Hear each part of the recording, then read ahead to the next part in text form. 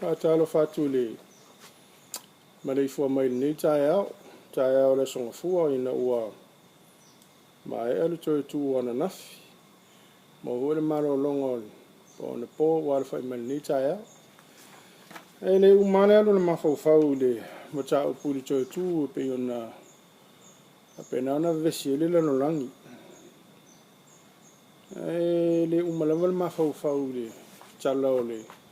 toi tu manu malo le ali ya miselona anga tua anga I te fo I kalileia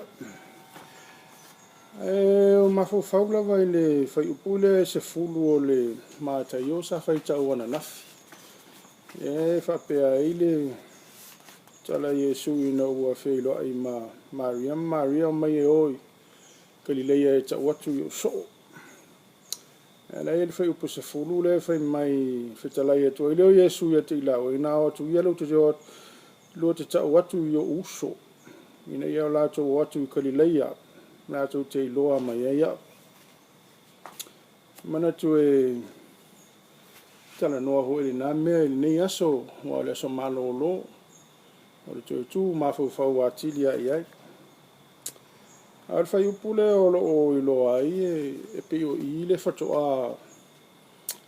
a foi whaongai e su le upule o le uso e tala noa I ona so te lea o te mi o le na ngaluenga fetala Yesu I ona so fetala Yesu I ona so e pe o le ua o mane ona TOETU o manu malo ia o le ua fai mai ia o e tau I o uso ua I o le tatou langona o le mele o lana feau mina ua TOETU ma na upu na fai o mai e tau atu I o uso ana tua fo te milena o Yesu I ona so ai fai atu ia le isi ona so se o le ia fafo ia lo tamama lo tinale mal to ai ngaso mai oi ai fa mai Yesu o le fai el fina ngalo o lo tam fai el fina ngalo lo tama o le langi o lo tama lo tinale na e vela e mana tu ai le fa opunga na Yesu ina o TOETU ma fai atu ia Maria oi tau ia uso e ma e vole nganga le na tatou te mana tua o TOETU le li e o le fai el fina ngalo o lon tamale langi o lon uso le na o le o tau uso ina Yesu ia ona so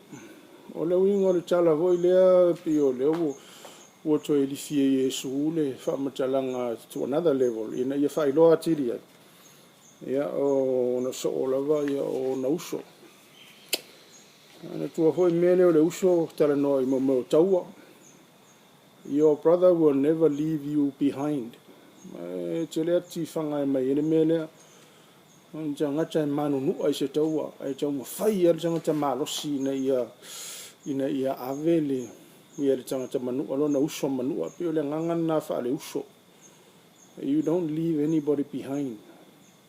e le tu ua lo uso e te le tu ua lo uso a foi o se uso ia te o ena te le tu ua o e te mi whengta e te si leo winga o mai a Yesu ina o fe mai ia Maria o e tau ia uso whatali mai Galileia ale wena wa mana yele am whamatalanga Yesu o mere whamanatu mai a tātou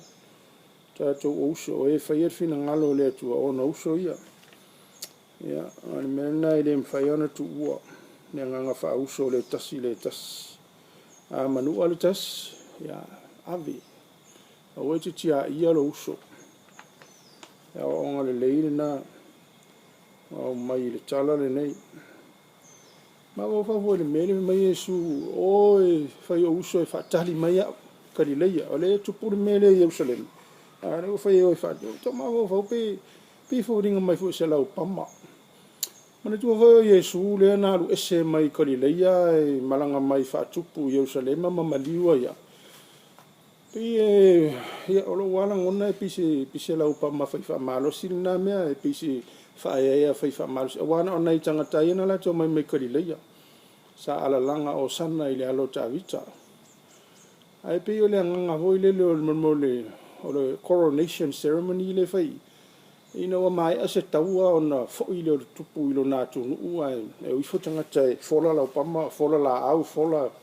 me le ala e fa ia ai pe ile o se contrast fo ile mene fo me Yesu ia Mario e fa yo uso e mo ka le fa tali mai ia ele mana Yesu ese o ina ne na fa ile la pama mo fa tali mai au yo to lo mai lo le la wa fio atu io ila le fato a mai am fafango mai le nganga le o le sala pa ai pe butato fa le ano e ne yaso no o mata to le tale to ngala e tato le na afio tu Yesu o mai o sale mal mena maliu tata o le tawa le o manu malo ale la fo lo na nu la fo lo na tunu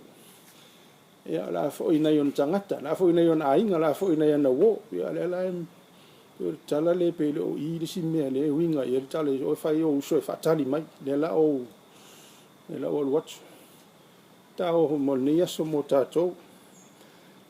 ye le so malo lo o mai al to tu wana ya Yesu le la fio kari le Yesu le la fio atu lo mota malo la o to tu o man malo ila le ta o ai fo tato fola lo na ala yo tato o fuma me mana nei uma to welcome the king wa le uma tawa manu malo hail the king o ia le o fa ia man malo mo ia fa ila tato me masai na fai aver tato fa ia ir tato tupu o le na tau mo tato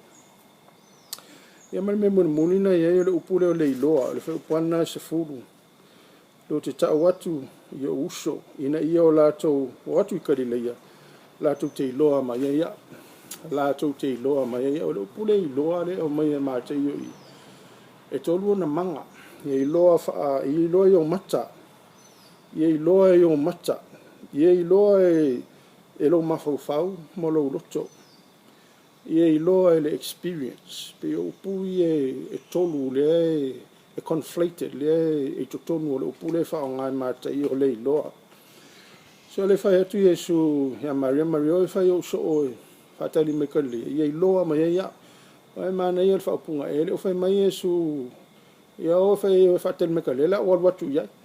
e pe ole o fatali mai kali le e loa mai pe ole dynamic o le tala e fa mai o ye loa mai ya i lo fa pe fia ye loa mai mata ye va ai mai familiarize yourself pe mata i loa mai o mata o Yesu le o to e fi atu kali le ya ye ilo mai le loto le uso ye ilo mai le uso yo lato loto feel for the king le wa feel atu wa manu malo ye ilo le loto ye mai ye ilo le experience ye le no vai mai o mata ye ilo le experience ye la ngona le so popo nga le li na ye ya apena ona familiarize lo na loto ma le mere fi wa watu Yesu so man malo mo tsangata ia e loa le tangata familiarize no ia e loa mai lai le loto le ngata i mata ia e loa le mafofau ia e loa fo le experience tatou hoi nei o naso e te le tatou loa le TOETU na o mata ia o tatou vavai e tua hoi le e pi fase e pau tatou loa le Yesu TOETU a pe mene le fe mai mata i o le upu le whaonga ama le mene fina ngalo Yesu ia e loa mai mata ia e loa mai loto ia e loa mai le o langa ia i loa le tatou o langa o Yesu le wafi o atu kalileia. Ia nei mea ia mana te mafofau ia nei aso. O Yesu o ta uso i tatou. O lona finangalo, ia tatou i loa mai. Ia i loa mai lo na fi o atu. O ia o le li TOETU, i lo maota mo lo ulawa, i lo tangata, ina wa TOETU o ia. Ia, fatali le li o le afi o atu. O ia o le li man malo, wa ise faia ile li o le o tau mo tatou o manu malo ia faali le tatou faia na ala le tatou fatuatua ia ala le tatou fai o mele le tausiona poloinga ia faamanuia le atua ina ia sogofua malōlō le TOETU tatou lagona tatili le tāua o le asoananafi ma le mea na faia Iesu ia e faapena ona maua e tatou le manu malo manuia le malolonga le tatou nu nei aso manuia foi le faafogafoga mai